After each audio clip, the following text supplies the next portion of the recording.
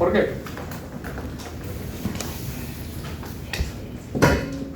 ¿Qué recuerdan de la semana pasada?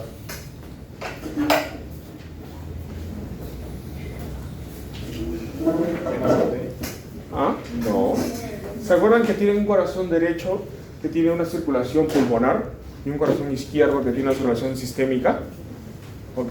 Esto es por eso. Nosotros tenemos dos corazones privilegiadamente hablando.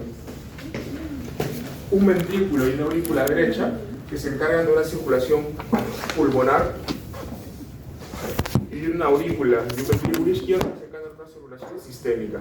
Eso quiere decir que pulmonarmente hablando, la sangre pasa a los pulmones para oxigenarse o para hacer hematosis, vuelve por las 4 venas pulmonares, va para la aurícula izquierda, va para el ventrículo izquierdo y se va hacia los tejidos, hacia los capilares. Entonces el recorrido normal tendría que ser así: ventrículo izquierdo, arteria aorta o arterias elásticas, arterias musculares, arteriolas, metaarteriolas, capilares, vénulas postcapilares, venas de pequeño calibre, venas de mediano calibre, gran venas como la vena cava superior y la vena cava inferior, y vuelve al ventrículo, a la aurícula derecha, ventrículo izquierdo, se va por la arteria pulmonar, se oxigena, regresa por las venas, aurícula izquierda y se vuelve a completar el ciclo. ¿Ok? Entonces, es sí importante que ustedes sepan por dónde pasa la sangre. ¿Ok? ¿Hasta ahí alguna duda? Ya, entonces miren, ustedes tienen arterias, tienen venas y tienen capilares.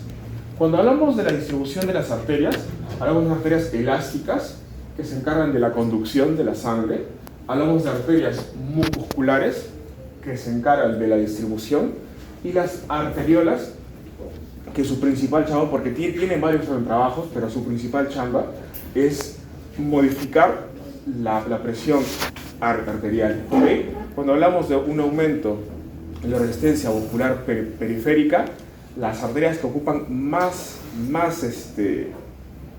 sección transversal son las arteriolas. ¿Ok?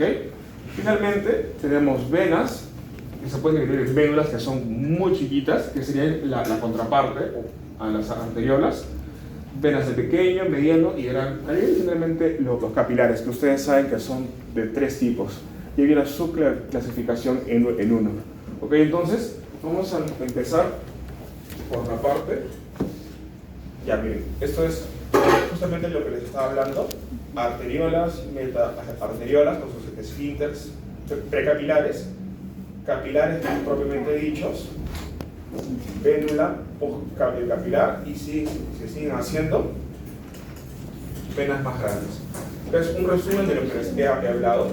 Miren la consistencia o los componentes. Miren quién tiene más endotelio, menos endotelio, más fibras elásticas, más músculo liso, más tejido fibroso, dependiendo de dónde me encuentre. Pero empezamos por lo primero, las arterias elásticas. Miren, son las arterias más grandes que hay. En cambio, o sea, su trabajo, ¿cuál es? ¿La conducción o la distribución? Como les dije, miren, las arterias musculares se encargan de distribuir, y las arterias elásticas se encargan ¿de qué? ¿Ok? Ejemplos: la aorta, por ejemplo, la subclavia, la arteria ilíaca común, las carotidas, y miren, el tronco de la aura pulmonar. Eso quiere decir que a partir de ahora, prohibido que me digan que una arteria transporta sangre oxigenada y una vena transporta sangre desoxigenada. Eso no es del todo cierto. Una arteria es una arteria por su componente estructural, igual una vena. Por ejemplo, la excepción a la regla es el tronco de la pulmonar. ¿Ok? Entonces, efectivamente, transporta sangre desoxigenada, pero no la llamamos arteria por eso, sino lo hacemos por su estructura histológica. ¿Ok? Entonces, ¿Cuáles son las capas de una arteria elástica? Son tres nada más. Una íntima o una interna, una túnica íntima o interna, una túnica media y una túnica adventicia o externa. Esas son las tres capas. ¿Ok? Bien, una íntima, una media y una adventicia. ¿Cuál es lo más importante en la túnica media? Tiene un endotelio y un subendotelio. El subendotelio tiene tejido conectivo y lo que va a hacer es estar por debajo del endotelio. Hay una característica: no se puede ver la lámina elástica interna, ¿ok? Es indistinguible. Acá en este caso sí se puede ver, acá empieza más o menos la lámina elástica interna, pero usualmente en sus láminas no van a poder ver con claridad las arterias elásticas, ¿ok? Ahora, sus láminas están etiquetadas como arteria aorta, ¿ok? Ahora, el detalle está que no tenemos forma de saber que es una arteria aorta, porque realmente todas esas arterias son elásticas. Eso quiere decir que quizá alguien se pudo haber confundido y le puso a un trompo de la pulmonar exactamente igual a una arteria aorta. Entonces, en el examen, si les pregunto qué tipo de arteria, ustedes van a marcar arteria elástica. No hay forma de saber si es una aorta o no, salvo que en el panfleto donde vienen esas láminas, esta muestra fue extraída de la aorta ascendente de una rata, por ejemplo, o de un paciente o de un feto. Ok, entonces, a partir de ahora, ustedes llamen en general arterias elásticas. Ahora, la túnica media tiene tres componentes. Si hablamos de arterias elásticas, el componente principal son las fibras elásticas, lo que mantiene la forma de la aorta. Luego tienen colágeno tipo 1, colágeno tipo 3. ¿Ok? Y también, en cuarto lugar, tienen músculo liso. ¿Ok? ¿Cuáles son las características del músculo liso? Son células fusiformes, son uninucleadas, el núcleo es central, tienen actina y miosina, tienen calmodulina en vez de troponina. ¿Qué más?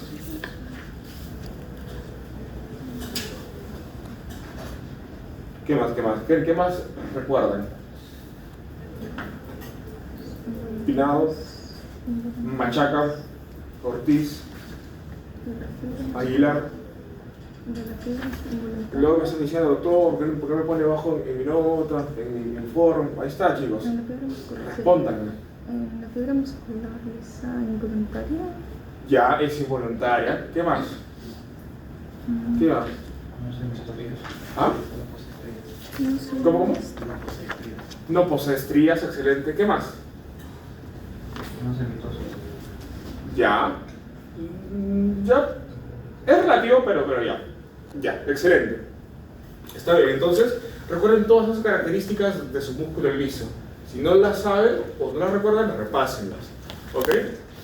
Ahora, finalmente la túnica adventicia, que suele ser más chica o más estrecha que la túnica media. Miren cómo la túnica media es gigantesca. ¿Por qué? Porque necesito más fibras elásticas para aguantar. Ustedes saben que son 120 milímetros de mercurio. Literalmente, o sea, es una unidad de medida que es presión.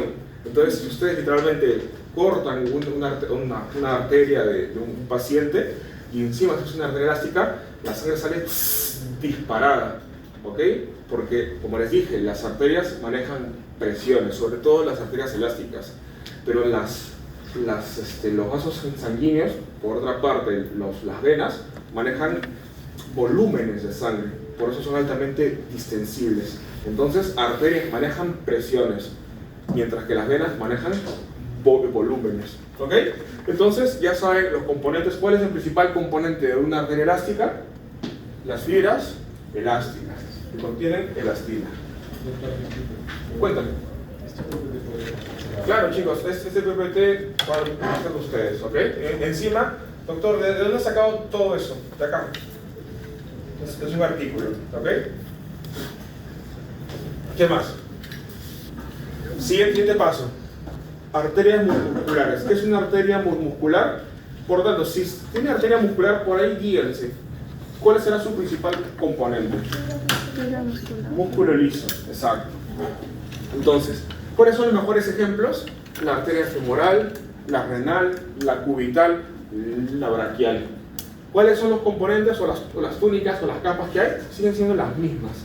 Íntima, media y adventicia. Acá, ¿qué es lo más importante? Que en el endotelio, acá, ¿se acuerdan que les hablé de una lámina elástica interna? Ya, acá sí se puede ver.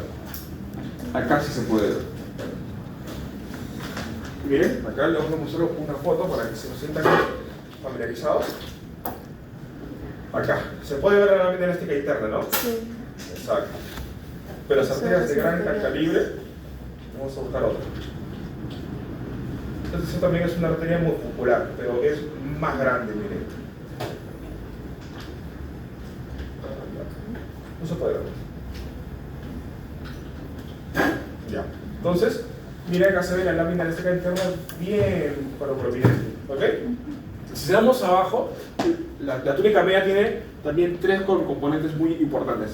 Para empezar, el más predominante es el músculo liso, ¿ok? Tiene colágeno tipo 1, colágeno tipo 3. Puede tener y tiene lámina elástica externa, pero a veces puede estar bien definida y a veces no. Pero la lámina elástica interna sí se puede ver muy bien. O sea, sí puedo delimitar la íntima con la túnica media. La túnica elástica interna es donde empieza su túnica media. Entonces, si yo les señalo en el examen qué será esto, ustedes me ponen túnica media. Si yo les señalo la lámina elástica interna, entonces será parte de la íntima, ¿no? ¿Habéis escuchado hablar sobre la aterosclerosis? Cuando se llena de grasa el vaso sanguíneo, ya literalmente hay depósitos en el subendotelio de grasa. Entonces, literalmente, en la íntima, en la parte del subendotelio, están las células espumosas, se meten los líquidos ahí. ¿Ok? Y finalmente, la túnica adventicia tiene tejido conectivo laxo.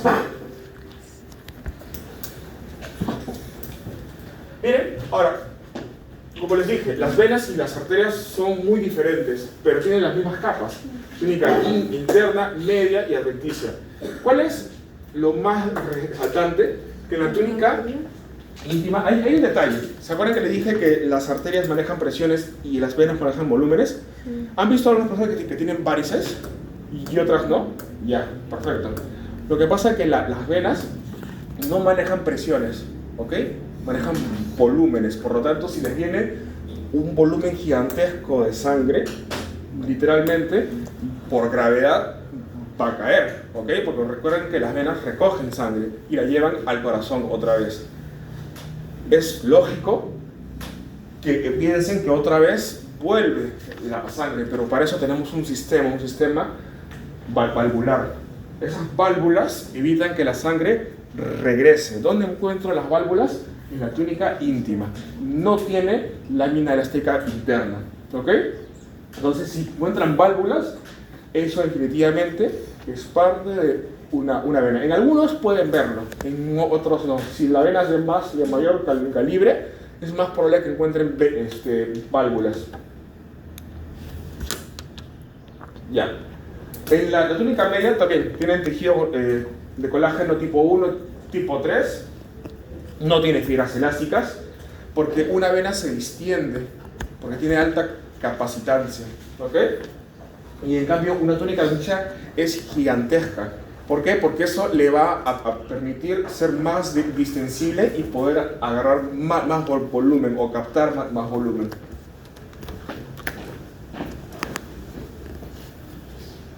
Miren, acá tengo ahora empezamos con lo más grande, ahora lo más chiquito. Miren, esto es una arteria, una vénula y un capilar. Para empezar, los capilares son chiquitos, son muy chiquitos. ¿Cuánto mide aproximadamente? ¿Alguien sabe? Menos de 10 micras. Una arteriola mide de 10 a 100 micras. En promedio, 150 micras. ¿Ok? Todo lo que sea más de 100 micras y tiene algunas características que les voy a mencionar ahora, se le puede considerar arteria muscular. Ahora miren, las arteriolas, miren, un tip para mostrarles si es una arteria o es una vena, usualmente las vénulas colapsan, ¿ok? Entonces va a estar algo así, o pueden estar así. En cambio, las arterias suelen mostrarse con más luz. Puede estar un poco colapsado, pero no. ¿Saben por qué? Porque tiene fibras elásticas. Entonces, miren, ahora, ¿cómo puedo diferenciar una arteria muscular de una arteriola? Para empezar, la arteria muscular mide más de 100 micras. ¿Qué más? La arteriola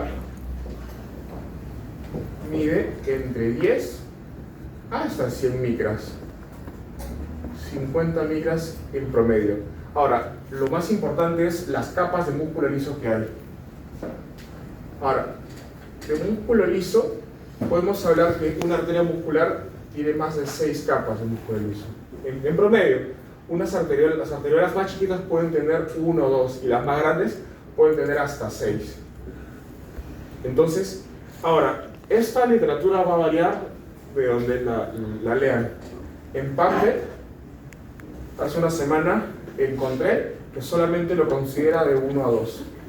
Pero en la Universidad de Leeds, del Reino Unido, búsquenlo en la página de la Universidad de Leeds del Reino Unido, es aproximadamente, propone un punto de corte de 4 a 5. Acá en el examen no nos vamos a complicar, entonces le vamos a poner que más de 6 capas ya es una arteria muscular.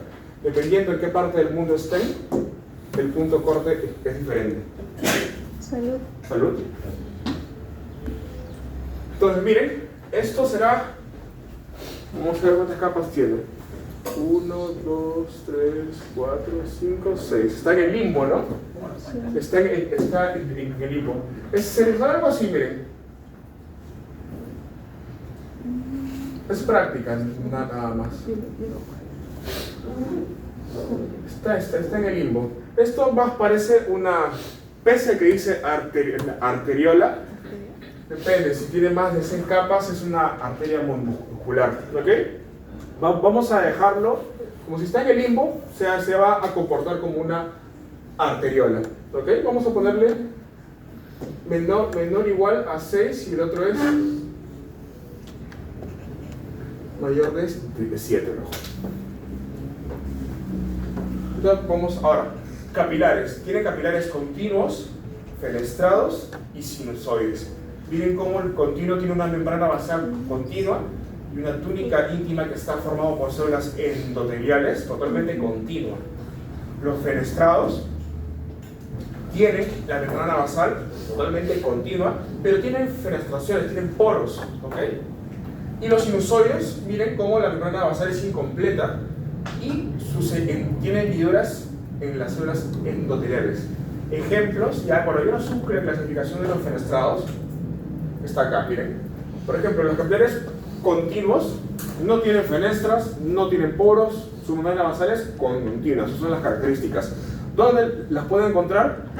En el tejido nervioso, en el músculo esquelético, o sea, musculares,